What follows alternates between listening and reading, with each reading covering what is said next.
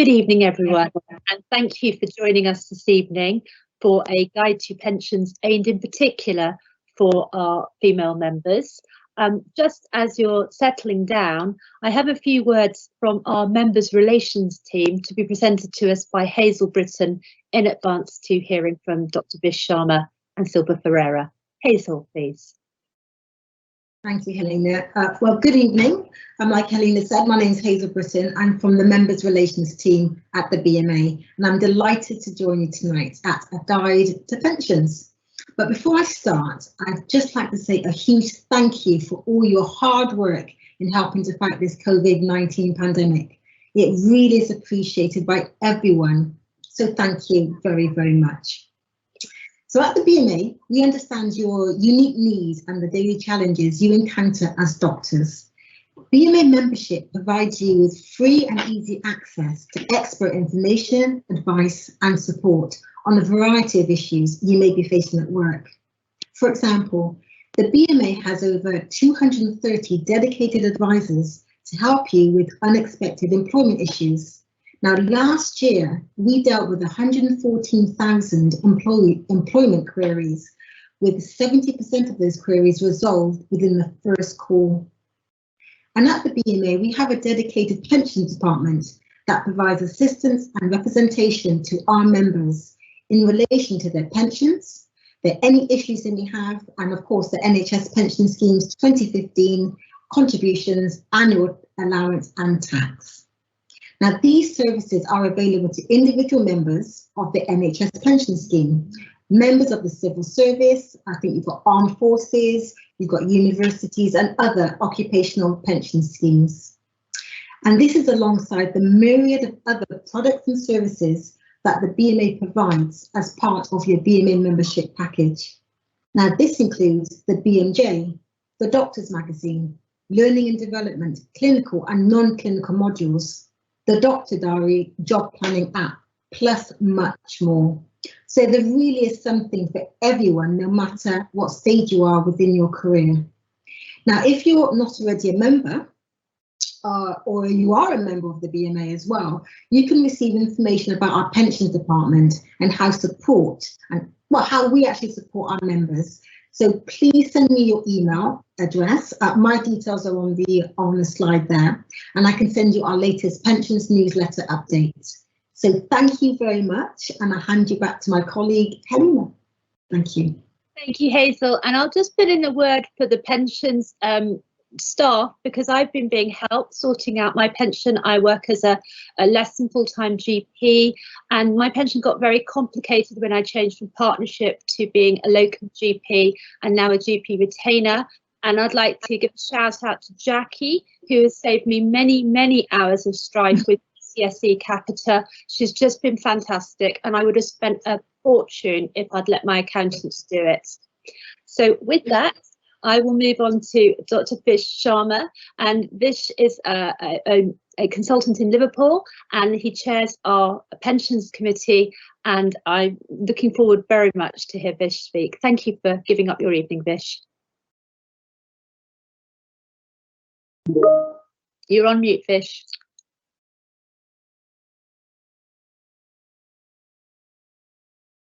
That's a good start. Sorry, I got stuck on mute there. So thanks for inviting me, Helena, and thanks for everyone for attending. So as Helena said, I'm the chair of the pensions committee, and I'm going to try and run you through sort of pensions, but I'm going to do it in a slightly different way this time to normal. I'm going to try and do it with a series of different sort of scenarios that people might encounter during their working career. So next slide, please. So I'm going to try and describe the different pension schemes. I'm going to particularly focus on different issues that might affect women at particular stages in their career. It would be wrong not to sort of talk about the gender pension gap, because it's a real problem, and obviously pension taxation, and also what the BMA is doing and what the BMA can do to help you. So next slide, please. So I'm going to do this with a series of cases. So obviously the images aren't real people, but they're just examples. So this is Fiona, who's a newly qualified FY1. She qualified in August 2020, and she's basically received her first sort of pay packet, and her pensionable pay for an FY1 is around £28,000, and she's working full time. She gets a small extra amount for additional weekend allowance, and that's non-pensionable because normally your basic pay that is pensionable with a few exceptions. I was initially going to call this slide set young and carefree to happy retiree, but that was kind of vetoed quite rightly, I think, because actually Fiona's not carefree. I think life is very different now for a newly qualified FY1 because they've got massive student loans to deal with. And, you know, typically they can be as high as 70, 80, 90,000 pounds sometimes. It's very difficult to get onto the housing market these days, and people need to start saving quite young if they want to do that. So again, there's concerns around how will they afford their first house? You know, how will Fiona do that? So all these things are in the background, but of course Fiona is eligible to join the pension scheme, and because she's only recently qualified, the only scheme that she can join is the 2015 scheme, but she's unsure whether to join it or not. And we'll just run through some of the scenarios that are open to her. So next slide, please.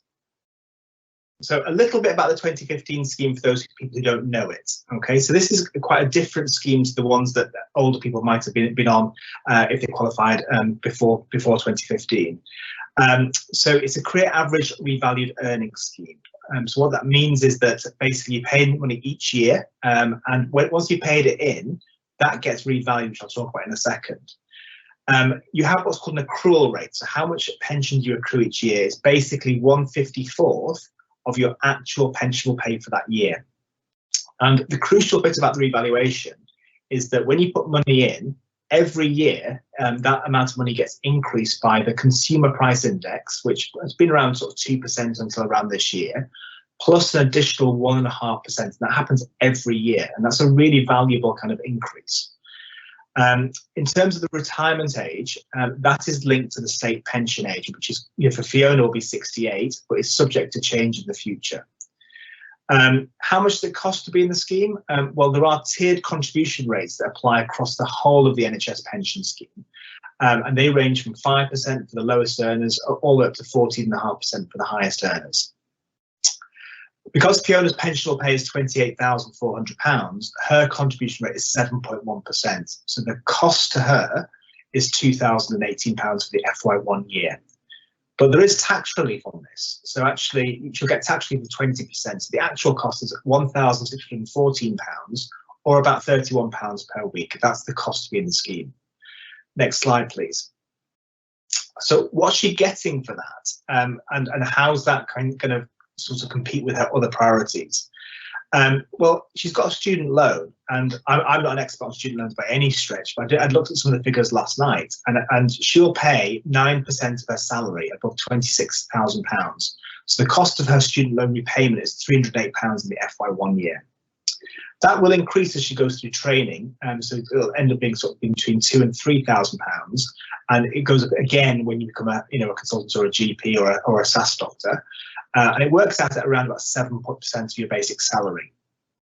But crucially, and this is one of the things that's very interesting, is for Fiona with a loan of nearly £90,000, even if she paid all of her employer contributions to pay off her student loan, try and pay off early, she wouldn't actually pay it off over the 30-year term. And people may well be aware that if you don't pay off after 30 years, it gets wiped off essentially. So actually giving up this pension and putting it towards student loan early payments isn't a good option for her.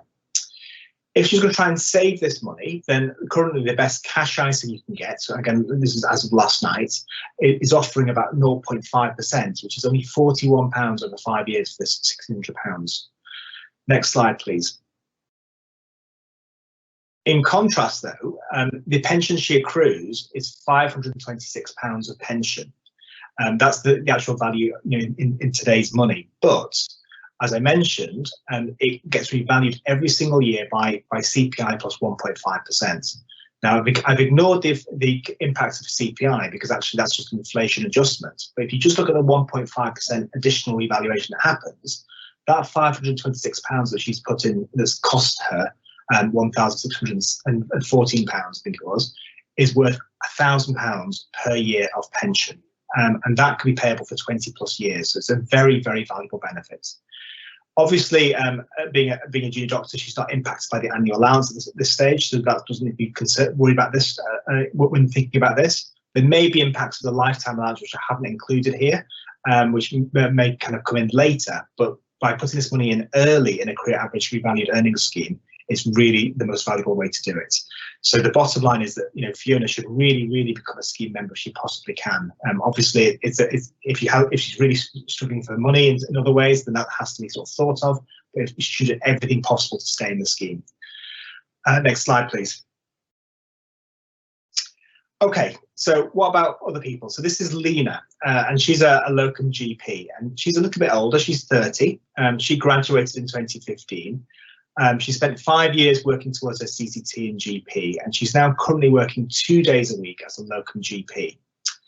Her actual pay for each day is about £500 a day, and that works out around £42,000 a year if she works 42 weeks. And she's also a member of the 2015 scheme, but in the practitioner section. Next slide, please. So a little bit about the practitioner section of the 2015 scheme. So this is effectively also a care scheme. But there's an important difference in how you accrue your pension and how it's costed. So it's based on you know, in terms of the contribution rates. The contribution rates are based on annualised pensionable pay, but obviously you're still your pension's actually calculated on your actual pay. So there's a slight error on that slide there. And that's different to how the 2008 and 1995 schemes were based, because they were based on total GP earnings. So even though she's only working 2 days a week and her actual pay is £500 per day, as I mentioned, £42,000, she's treated as though her earnings are £182,000 because they, for whatever reason that, you know, it doesn't make any sense at all, they assume that she works 365 days a year. So they assume that her pay is £182,000 and base her contributions at 14.5%, even though she's only accruing pension based on £42,000, not £182,000. And that's really unfair. Just to sort of, next slide, please. Just to kind of, you know, emphasize that even further, if Lena was only working 1 day a week, her actual pensionable salary would be £21,000.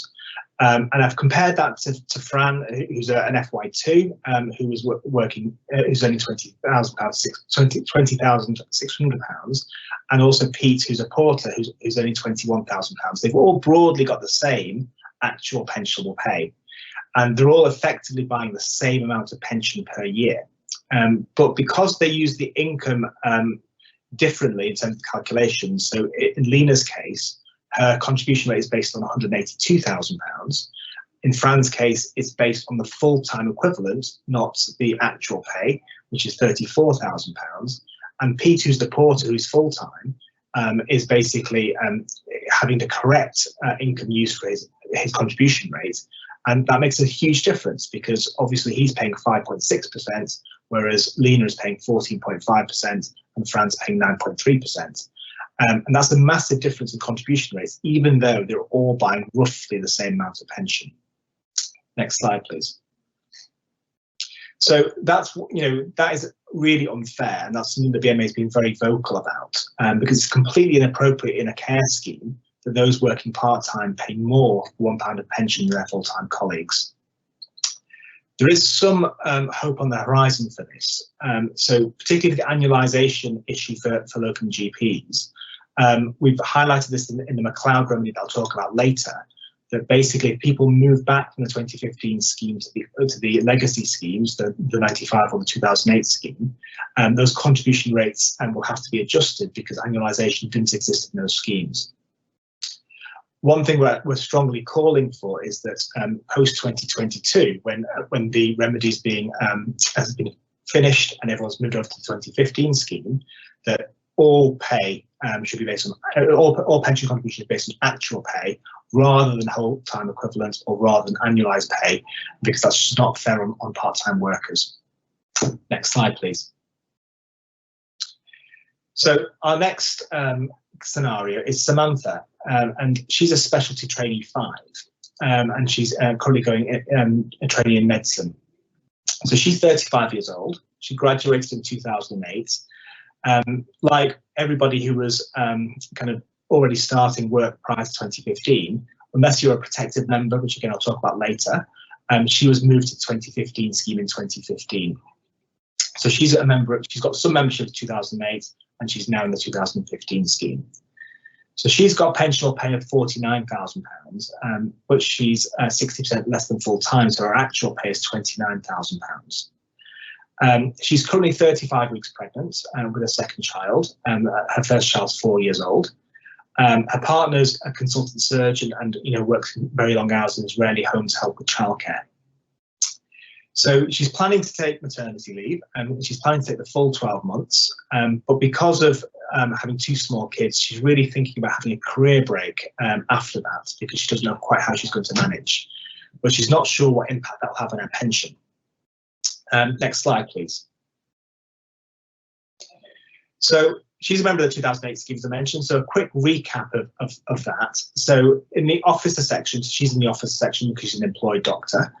It's a final salary scheme still. Here the accrual rate is 1/60th, and it's based on what's called your final reckonable pay. What that means is it's the average of the best 3 consecutive years in the last 10 before you retire. And for those years are revalued, and what that means is that if those 3 years were the kind of 30 years furthest in the past, if that makes sense, then they are revalued to bring them up in line with inflation, etc. So sometimes those 3 years can be the first 3 years, but usually they're the last 3 years. The normal pension age in that scheme is 65. So remember that in the 95 scheme it was 60, but in this scheme it's 65, and in the 2015 scheme it's state pension age. In this scheme, you don't automatically get a lump sum. You can convert £1 of pension to £12 of lump sum, but that's something you request and it's not automatic. On the practitioner side, so this is for GPs essentially, who are basically either GP partners, sessional GPs, or locum GPs, or working for a CCG, for example. Again, this is effectively a care scheme, but it works slightly differently. So here the accrual rate is 1.87% of your total dynamised GP income. So it's your total GP income that you earn as a practitioner. And again, that's dynamised, which means it's kind of lifted up in line with inflation and a little bit extra, in fact, to bring it up. The normal pension age is still 65 and the lump sum rules are still the same. Next slide, please. So this is where the gender pension gap becomes really important. So the gender pension gap is actually much wider than the gender pay gap, and it's probably at least twice as big as the gender pay gap. And what's important is that obviously pay is a huge factor in this, but even if you correct for pay, so if you were to fix the gender pay gap, you'd still be left with a gender pension gap. And really it starts to kind of bite when you've got career breaks, you've got less than full-time working, and that's a major component of it. And indeed, Samantha's already started to lose some of her pension benefits just by working less than full-time. Next slide, please. So to give you some examples of how this is affecting Samantha, in the 2015 scheme, by working 60%, Samantha's only accruing £545 in her ST5 year, and that would be around about £908 if she was working full-time. Remember, this is per year, and that's before revaluation. So by the time you revalue it to state pension age, the difference is £891 versus £1,484. So she's losing approximately £600 every year that she's less than full-time at this level of earnings.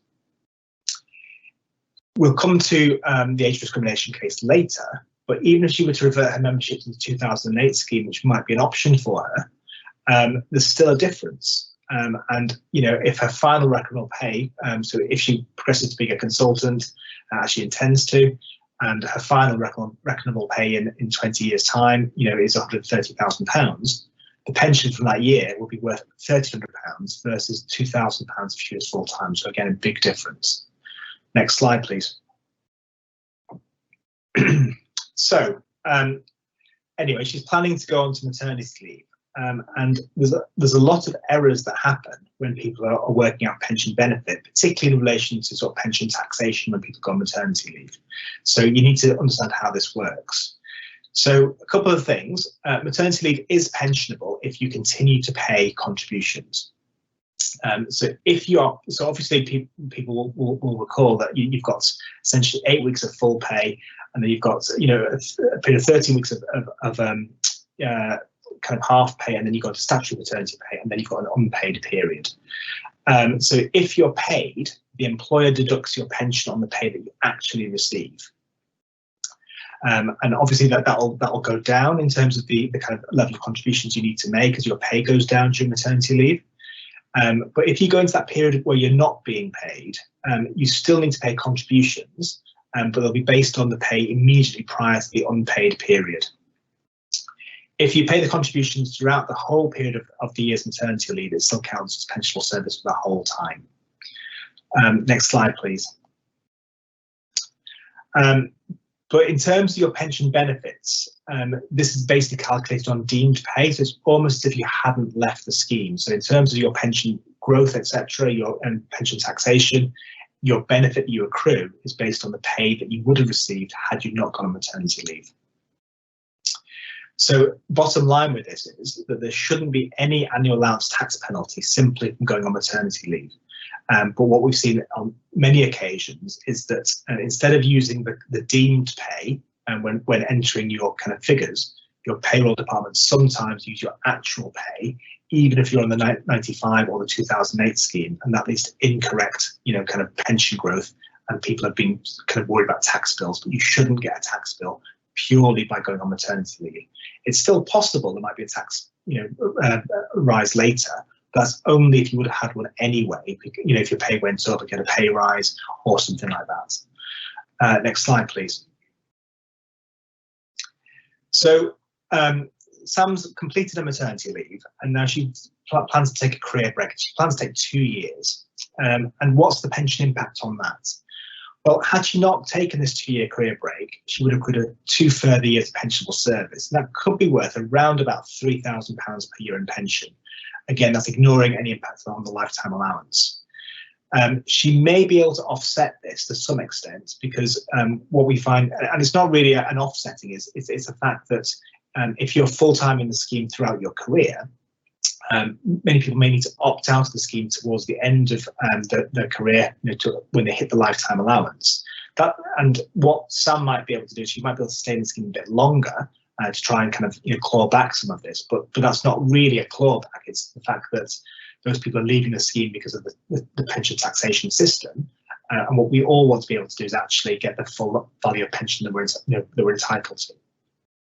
But regardless of this, that career break does have a very significant impact on the gender pay gap, and people need to think quite carefully about whether there are other things that they can do to try and avoid that.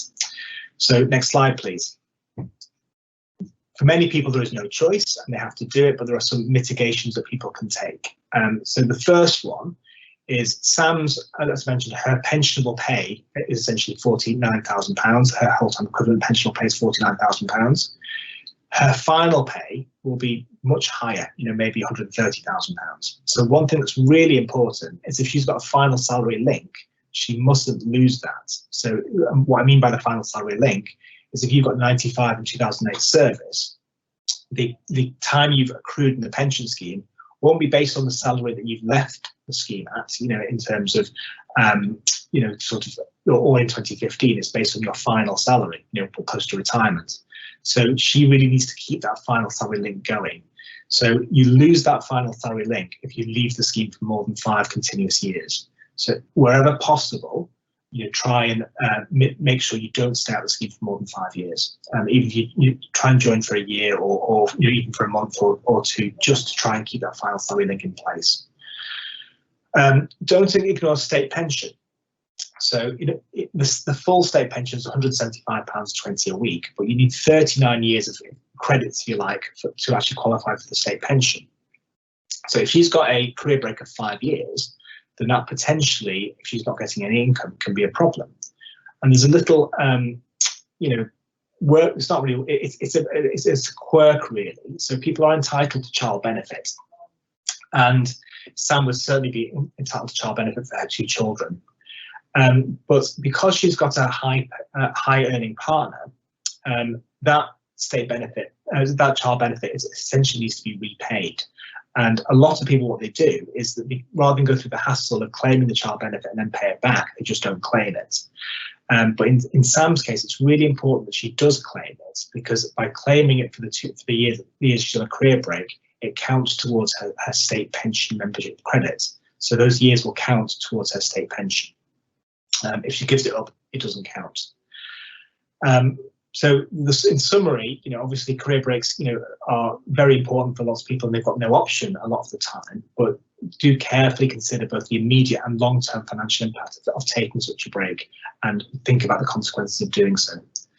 Next slide, please. So our next person is Claire, who's a consultant, and she's looking very happy. I'll explain why in a second. So she's 50 years old. She's a member of the 95 scheme, and she had 22 years accrued in that scheme.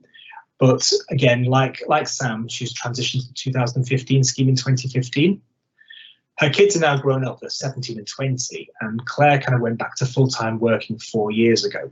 And after having spent a good chunk of her kind of working life juggling kids and doing various things, she's now really kind of got immersed herself in work and has done absolutely amazing stuff at work.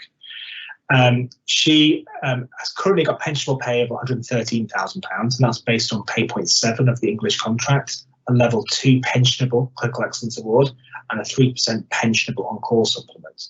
But because of what she's been doing over the last few years, she's actually been awarded a Bronze Clinical Excellence Award, it's a national award, which is a £36,000 pensionable payment. That's kind of that's offset by her level 2 CEA, so her actual pensionable pay rise is £30,000, and that's why she's really happy. Next slide, please.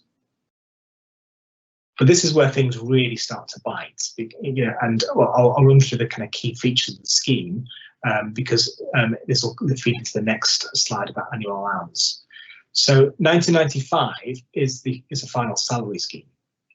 It's got an accrual rate of 1/80th, and the pension is based on the best of the last 3 years pre-retirement.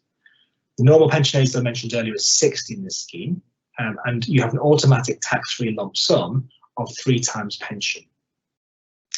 If you're a transition member like Claire, you have a minimum lump sum that you have to take, which is 3 times your accrued pension at the time of transition. So if, for example, Claire had £22,000 worth of pension in the 95 scheme in 2015, she has to take a minimum of £66,000. But for everybody else, if you are solely in the scheme, it's an automatic tax-free lump sum of 3 times your final pension. Again, you can convert your £1 of pension to £12 of lump sum. And one of the problems of this scheme, which we'll talk about later, is there are no late retirement factors. So if you want to work beyond 60, basically you're a bit stuck, because your pension doesn't really increase if you work beyond the age of 60, even if you're not drawing it. Next slide, please. But the annual allowance is a real problem for people who've got dual membership, particularly if they've got a reasonable stake in the legacy schemes. So the annual allowance is the maximum amount your pension, your kind of total pension pot, if you like, can grow in the financial year without incurring additional tax. And what's important about this is it's not just the amount of pension, it's the amount of pension times by 16 times in the 2015 scheme, or times by 19 because of the lump sum in the 1995 scheme. So the annual allowance came in sort of 2010, but it wasn't a problem initially. But then it was progressively reduced in value from £255,000 all the way down to £40,000. And then in 2016-17, they introduced the taper, which initially was that if you had adjusted incomes of over £150,000, your annual allowance could taper down to £10,000. And this caused no end of problems, as I'm sure everyone's aware, because this adjusted income really wasn't income. It was your taxable income plus your pension growth. So most doctors and GPs, most consultants and GPs were actually getting caught by the taper, even at levels of earnings of £110,000 or just above. Next slide, please. But obviously, following BMA pressure predominantly, the budget in March this year, the levels were changed. So from 2020 onwards, the threshold income is now £200,000, and the adjusted income is now £240,000. That's taken the majority of doctors out of the taper. One thing to note about salary sacrifice here is that you can't bring yourself under the threshold income by taking out new salary sacrifice, because you have to add in any value of salary sacrifice back into your threshold income calculation. Next slide, please. So how is the tax calculated? Well, if you don't breach the threshold income, which I mentioned, it would be rare for doctors now to breach that £200,000 threshold, then you don't have to worry about your adjusted income. You can still get an annual allowance tax charge, and that's really important, because most doctors will still, most consultants and GPs, I should say, will still get an annual allowance tax charge, but they won't necessarily be tapered if they have an income below £200,000. If you breach this and the £240,000 threshold, then your annual allowance drops by £1 for every £2 that you're above this £240,000 level. One other thing that changed in the budget was that the minimum of £10,000 is now a minimum of £4,000, but that's an adjusted income level of £312,000 before you hit that. Any pension growth above your annual allowance is taxed at your marginal tax rate as if it was income, so that's either 40 or 45%. Next slide, please. So what does this mean for Claire? So she's got a complicated situation, which many of us do, and she's in two schemes. So she's got her 1995 pension. So her accrued pension previously was 22, because she had 22 years of service, divided by 80, because that's the accrual rate, it's 1/80th, times her pensionable salary, which was £113,000. So her pension was £31,000. So what you need to do is you work out your pension opening value, which is £31,000, effectively times 19. It's 19 because you've got times 16, which is one of the factors that the actuaries used, plus your 3 times for your lump sum. You then uplift it by CPI. So in this example, I've uplifted it by 2% by times it by 1.02, and that's her opening value of £607,000. But because she's had this £30,000 pensionable pay rise, her closing value, so the end of the tax year when she got that award, her closing value is 22/80th again, but times £144,000, which is £752,000. So her pension growth from getting this £30,000 award, £30,000 award, is £145,000. But it gets worse because she's got 2015 growth as well. So her 2015 growth is 1/54th. Times her pensionable pay. I've used the wrong figure there, it should be 144. So roughly about £45,000 worth of growth. And you times that by 6, you times that pension by 16 again. But on top of that, she's got a revaluation of the 2015 pension. So every pension, her pension she's accrued prior to 2020 is subject to revaluation, and that's 1.5% above CPI. And that growth in itself will probably be worth around £24,000. So she's got a total pension growth in that year of around £200,000 to £210,000. And that will be an annual allowance tax charge of £72,000 based on 45%. And that's by getting a £30,000 pay rise a year. And this is why it's a massive problem. Next slide, please.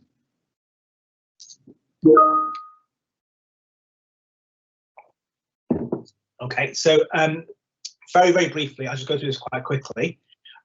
One thing that happened was that we've got an NHS England repayment scheme for 1920s. This won't help Claire because hers is 2020, but basically that will allow people to claim the annual allowance back for 1920. And the rules are simple. You just need to be a clinician, and you need to have a tax charge in the NHS pension scheme. Next slide, please. The way this works is easier for employed doctors. Basically, you will have received a letter from your employer, and it's important that you keep this safe. And the crucial thing, the reason I'm sort of mentioning this now, is you calculate your annual allowance tax bill, as normal, and you submit your self-assessment form as normal before the 31st of January this year. So you've got, a couple of weeks to submit your form. But you must use scheme pays for this. Don't pay the tax charge yourself. You must use scheme pays. There's a separate form that you have to then fill out, which is now available. The deadline of that is 31st of March 2022. But you must also then complete your scheme pays election form, your SPE2 form, by the 31st of July this year.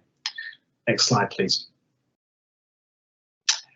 There's huge amounts of information about this on the website, and the link is there. And we've got some videos about how you fill out all the forms in detail, which have been done by Tony, who's our Deputy Chair of Pensions.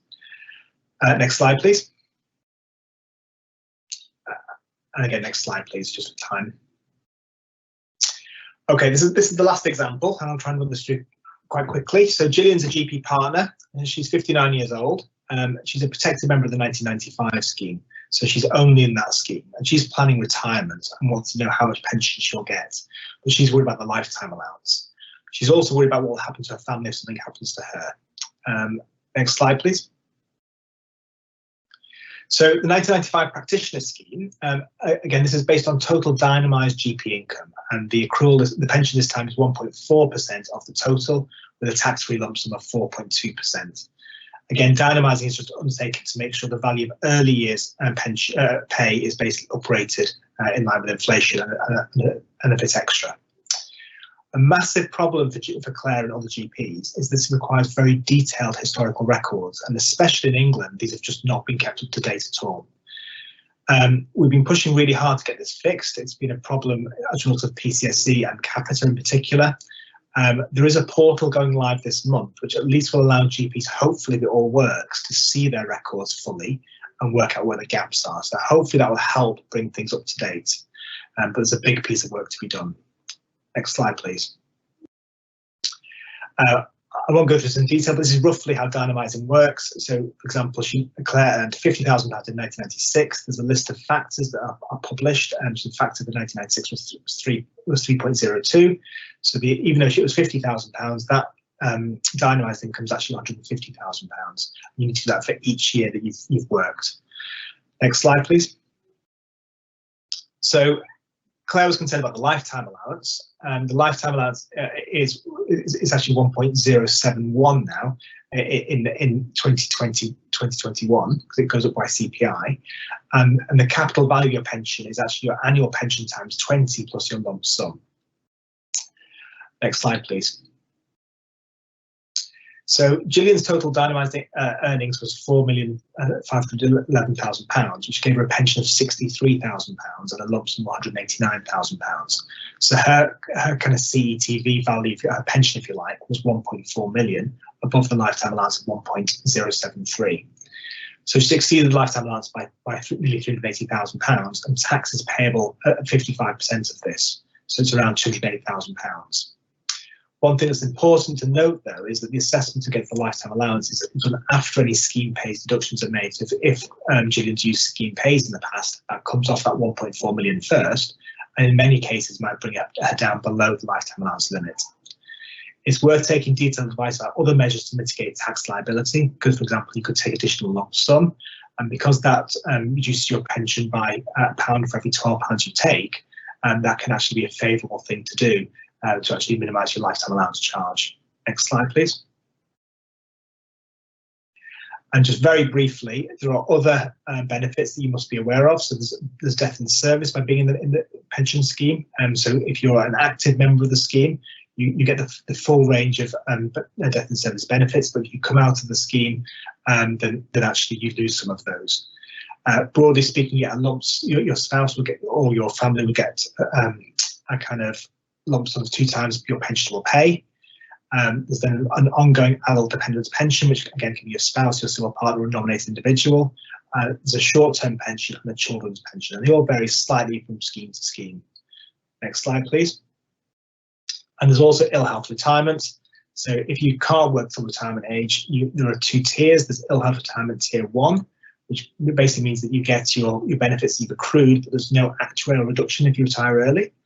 And in ill health retirement in tier 2, you basically get tier 1 plus you get an enhancement up to your prospective membership, up to normal pension age for that scheme.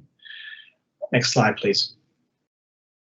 Okay, I probably haven't got time to cover this, but I might cover this in the questions. But if you go to the next slide for me.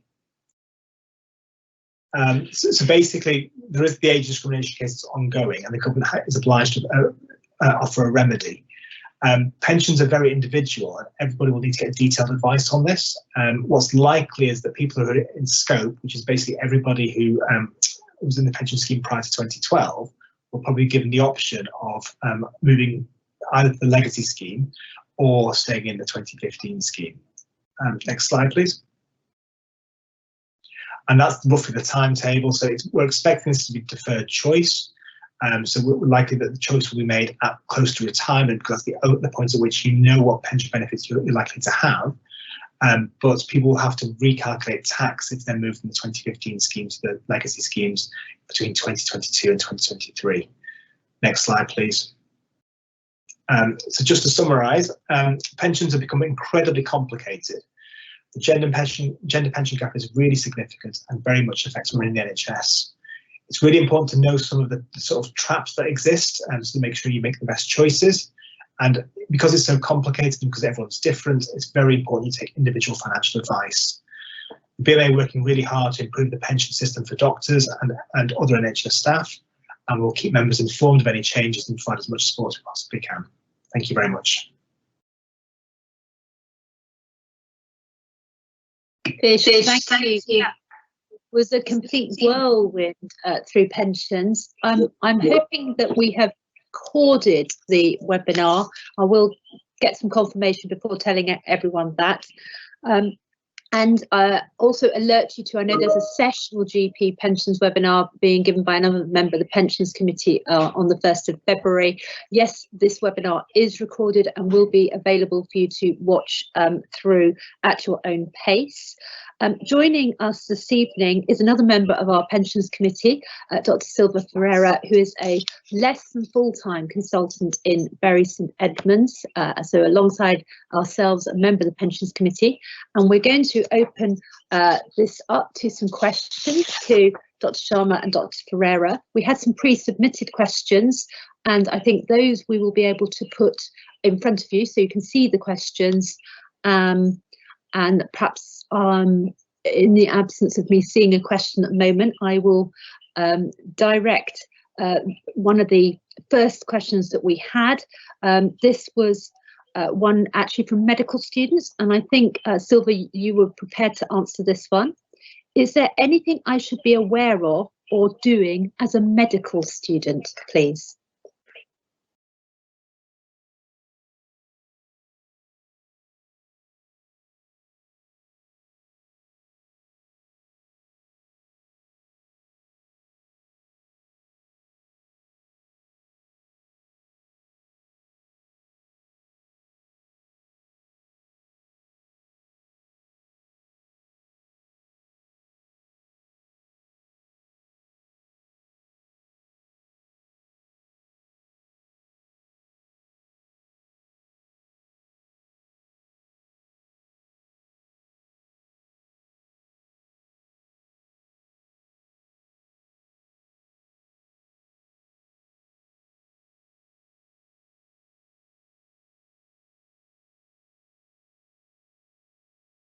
One, or do you want to take one off your list?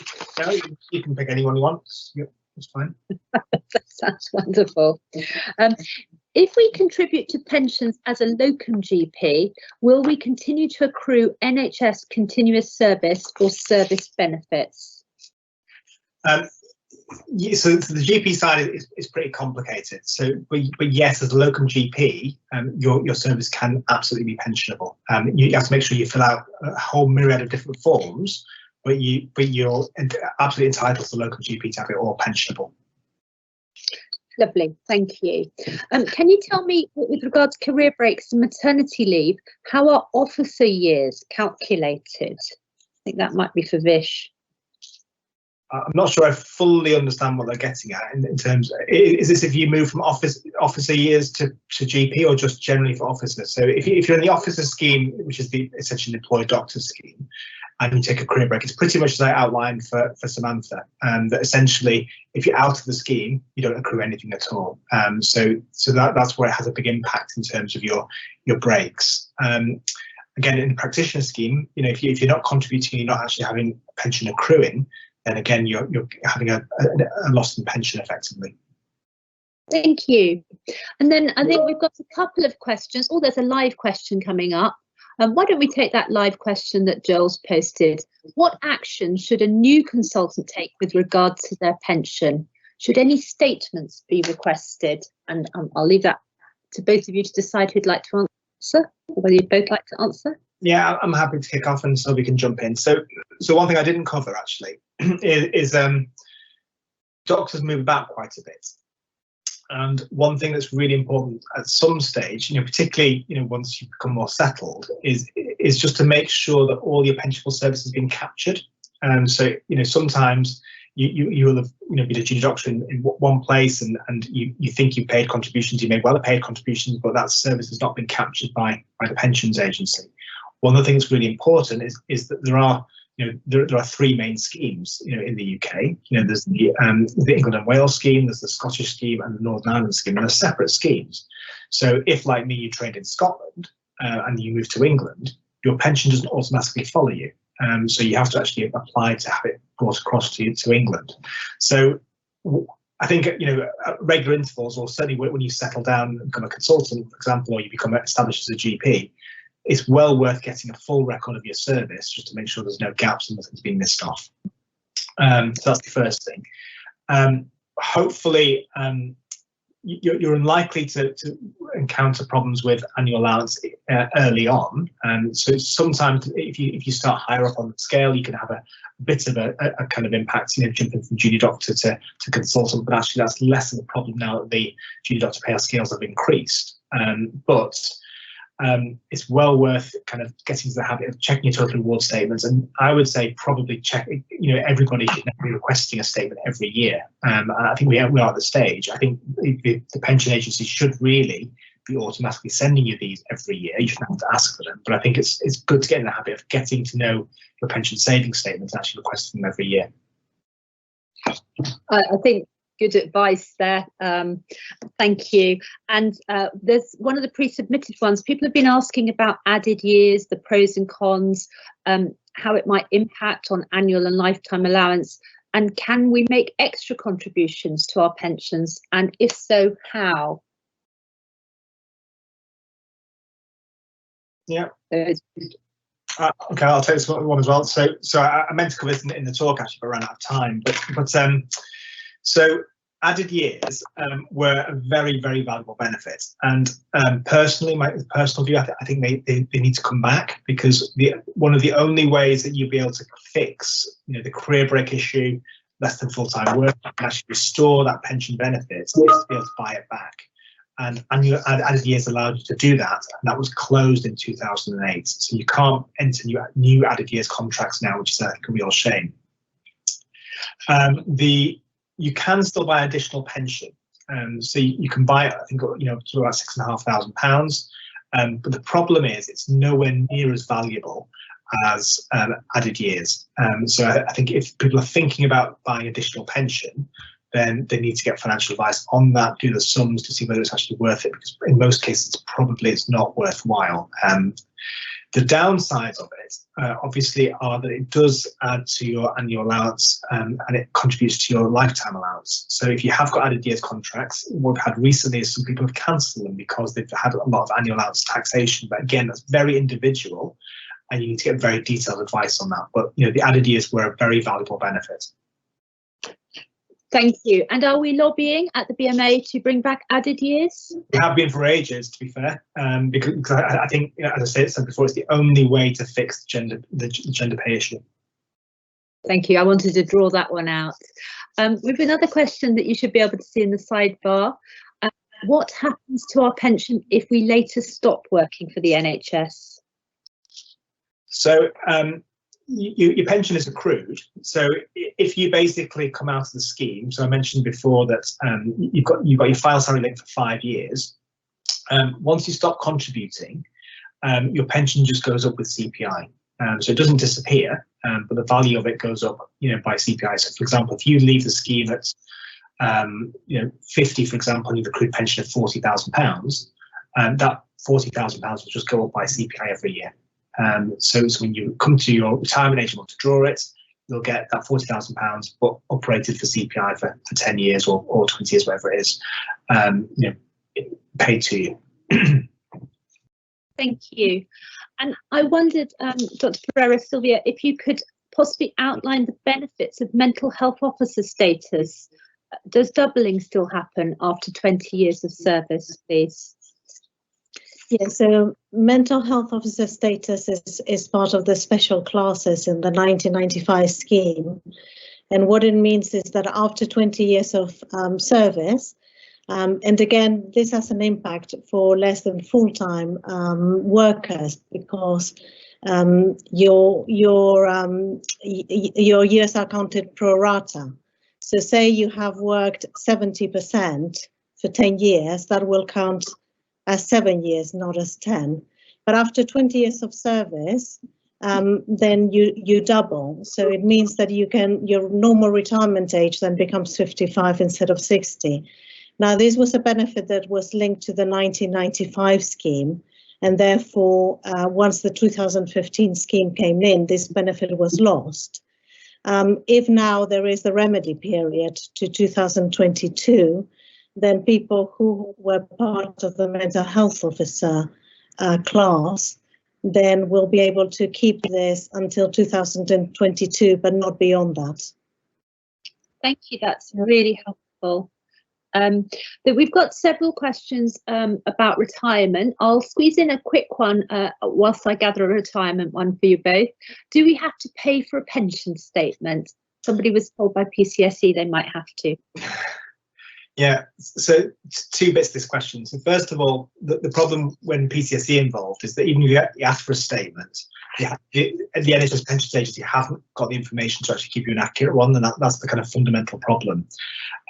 What the official line on this is that NHS pensions will say that you're entitled to one free statement a year, which they say is your total reward statement. So in theory, yes, you could be, charged for this, but in reality, I don't think that's right. I don't think that's fair. If you exceed the annual allowance, then and it's only the standard annual allowance that if you exceed it, they send you on automatically. So if you're an officer, that tends to happen, just for October, and that gets sent out to you. But as I say, we think that NHS pensions should be sending statements to everybody every single year. Thank you. And we had a pre-submitted question. How do you recommend planning for retirement in the last few years when on the final salary scheme? So everybody's very different. So obviously I talked about Gillian, who was in the GP scheme. It's very similar for kind of officers who are in the final salary scheme too. So you'll have to take your own advice, because there are a couple of things you need to be aware of. So the first thing you need to think about is what level of income do you need, to have a comfortable retirement. So that's one important thing. You obviously need to factor in your lump sum. So you have the option to have a lump sum. So obviously what lots of people do is that when they have the lump sum, if they've got any mortgage that's outstanding, they'll pay that off, for example, or if they've got other commitments for kids, school fees, education fees, etc., then they use some of that. So obviously they can offset their long-term income, by using some of their lump sums. That's another thing to think about. You'll have to do your lifetime allowance calculations, and it does become fairly complex, which is why we'd recommend everybody get sort of independent, detailed financial advice about retirement planning. Thank you. We've got a live question followed by one about someone going back abroad. I'm a paediatric trainee undertaking subspecialty training. I've always worked in England, but as part of my subspecialty training, will spend a year working in Wales. What impact will this have on my pension? Very little, really. It's the same scheme in England as Wales. So provided you're, from that point of view, it doesn't matter that you've moved to Wales. I think what will matter more is what's the level of pay, what's the kind of level of pensionable pay, which, will that be different in terms of the contracts? But in terms of your, I'm not familiar with the junior doctor pay scales in Wales, to be fair, but if they're different, that might be an issue in terms of some impact on pension, but in terms of schemes, it's the same. Thank you. The next one is about somebody who's returning to their own country, and they want to know if they can get their pension when they return. So the short answer is yes, you can get your pension. If you want it paid into a bank account that is not in the UK, then you have to fill in a form, and there is a specific form for each country. Yeah. That's really helpful, thank you. And then we've got another live question. What's the impact of early retirement on our pension? For example, wanting to retire at 60, but pension age is 68. Okay, so this is a good question, an important question. So if you're in a 2015 scheme, for example, and your normal pension age is currently the state pension age, which is 68. But working to 68 is really hard, particularly in lots of specialties, where it's very physical, very demanding. It's very difficult, I think, for doctors to work at 68 in the same pattern of work. So many people will want to retire before that. And there's this thing called actuarial reduction of pension. So roughly speaking, the 2015 scheme, for every year that you retire before state pension age, your pension that you receive is reduced by about 5%. So if you go at, kind of 8 years earlier, your pension is reduced by 40%, and that scares a lot of people. They think, I'm losing 40% of my pension. But this is not meant to be a punitive thing, and that's really important that people understand that, because it's just an actuarial maths calculation. And it's meant to take into account the fact that, yes, you're getting 40% less pension, you're receiving for 8 years longer, and that's the kind of balance that it's trying to do. Because if they paid you the same pension but paid you for 8 more years, you're getting a bigger benefit. So you do need to look at this actuarial reduction, but as I say, it's not designed to be punitive. It will reduce the amount of value you get per year, but you get it for longer typically. Thank you. And actually, just listed another pre-submitted question that leads into quite nicely. I've remained in the 95 pension scheme and will be 60 this year, but I don't want to retire and return, as I want to be an equal member of my team and not to be subject to a yearly negotiated contract. Is there any way that I can mitigate against the loss of retirement income? Is the pension discrimination issue relevant to me? Yeah, so this is a really good question. So this is another thing that's really unfair.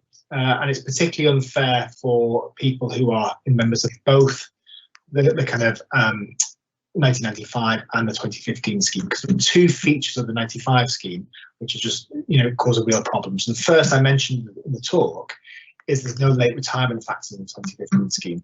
So what that means is, I talked about actuarial reduction, if you retire early, but there should also be actuarial reduction if you retire late.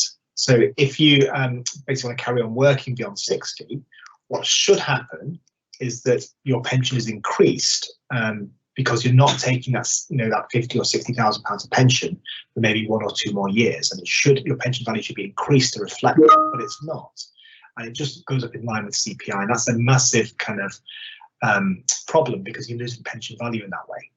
So that's one thing we're really campaigning to correct. Because that's just not right. In terms of the age discrimination case, it may well be relevant, because one of the things that a lot of people think is that if they're a protected member, i.e. they stayed in the 95 scheme, all the way through and weren't moved to the 2015 scheme, that actually they're not affected by this. But actually they are, because for some people, they might have been better off moving to the 2015 scheme and not staying in the 1995 scheme, but they were never ever given that choice. This has been termed reversible cloud, for example. And in this case, you might well be better off in the 2015 scheme, because as soon as you start to go beyond 60, the fact that you actually have increased pension growth that can happen, and you can still contribute to the scheme as well, that actually makes it a little bit more favourable. So there might, stay tuned. The government response to the consultation on McLeod will probably come out in the next 3 to 4 weeks, we think. And we think that people who are planning to retire need to sort of pay very close attention to this, because they'll need to do their sums. Thank you. And the last question, it worked you really hard, I'm afraid. I have remained in the, sorry, we've had that one. Last question, can salary sacrifice help to reduce the future AA and lifetime liabilities from the 2015 scheme? Yeah, so final question, I'll take this one as well. So 2 things with salary sacrifice. I mentioned one in the talk, so you can't use it to get around threshold income. So if you're close to threshold, you can't use this to try and drop yourself below threshold. That's important to note. The problem with salary sacrifice is you can well, you can use it to kind of mitigate some of your taxes. So, for example, if I used the example of Claire, the consultant, before. So if Claire knew that she was getting a £30,000 pay award, she could have mitigated by that by taking a salary sacrifice. So instead of having a £30,000 rise, she could have got a £10,000 a year car, for example, and only had a £20,000 kind of rise in her pensionable pay, and that would have made a big difference. When you're in the 2015 scheme, it's kind of, there's less impact, salary sacrifice, because what tends to drive these big tax bills for people with split membership is the legacy membership that tends to do it. But still, if you're accruing pension above the annual allowance, by dropping your pensionable pay a little bit, you can use salary sacrifice to sort of drop that. The catch with people who are in the 95 scheme is when you end that salary sacrifice, you basically have a pay rise again, effectively. It's how it treats. So if you have your pension pay is £110,000, for example, you have a £10,000 car for 4 years, you drop to £100,000, but when you give the car back, your pay goes back up to £110,000, and that triggers a tax charge again. That is not quite the same in the 2015 scheme, because it's much smoother, because it's actual pensionable pay each year. So again, yes, you can do it. Be aware of the risks, particularly in the 95 scheme. Thank you. Thank you both. Sylvia, thank you very much for coming across along. It's really good to hear from a less than full-time consultant, and very knowledgeable. And thank you, Vish. I really feel that we've gone through pensions at a huge rate of knots, and you've answered all these questions. We got through all the questions because one of the questions was answered in the presentation, I think. I really would like to emphasise, having had the recent experience myself of moving from partnership to locum to sessional GP in my 50s. It's been 3 or 4 years since I've been able to get a total reward statement, and the pension scheme blame PCSE capita, and I was getting nowhere. I spent many hours trying to sort this out, and quite a lot of money with my accountants. And a member of the BMA pensions team has sorted me out in under a month, and they have just been excellent. And as you see, we've got Sylvia as a member of the committee and Vish as chair of the committee. They are supported by a really excellent pensions team at the BMA House Central, but also people who are working on behalf of members in order to sort our pensions out. So please remember, it is a benefit of your membership. And do let other people know that this information that they've got would not come cheap if you have to get this help from an accountant. They obviously don't give financial advice. That is different expertise. But again, you've heard Dr. Vish Sharma very clearly say is money well spent, because it is so complicated, our schemes. Is there anything that you'd like to add, Sylvia, Vish? Just one thing to say is that I was hoping he could join us, but Krishan Agrawal is one of our deputy chairs, along with Tony Goldstone. Tony's doing a Chase to Beer talk this evening. She's also still running at the moment, and Krishan's unfortunately on 111. But Krishan, he knows everything around the sort of practitioner scheme, and just a huge amount of work. So he's lots of blogs about that. So it's a very, very complicated section of the scheme.